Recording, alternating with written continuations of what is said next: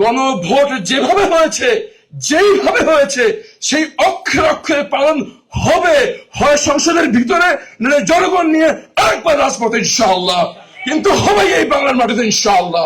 সরকার দলের অনেক শিক্ষিত এবং নিরপেক্ষ সৎ মনের অধিকারী অনেকে আমাকে ব্যক্তিগতভাবে বলেছেন যে দলের এই ইউটার্ন আমরা সমর্থন করি না।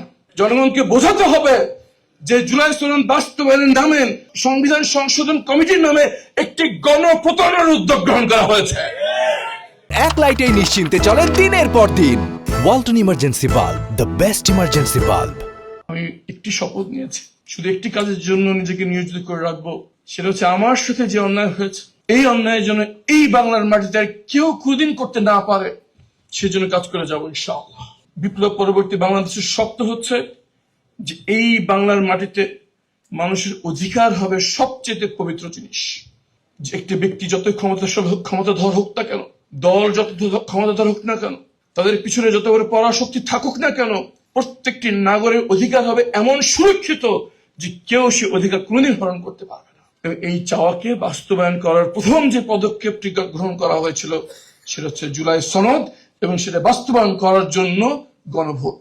কিন্তু আমরা দেখতে পাচ্ছি যেই হঠকারিতা এই গণভোট বাস্তবায়ন হচ্ছে, শুধু সাধারণ মানুষ বা অন্যান্য রাজনৈতিক দল নয়, আমি হলফ করে বলতে পারি সরকার দলের অনেক শিক্ষিত এবং নিরপেক্ষ সৎ মনের অধিকারী অনেকে আমাকে ব্যক্তিগতভাবে বলেছেন যে দলের এই ইউটার্ন আমরা সমর্থন করি না।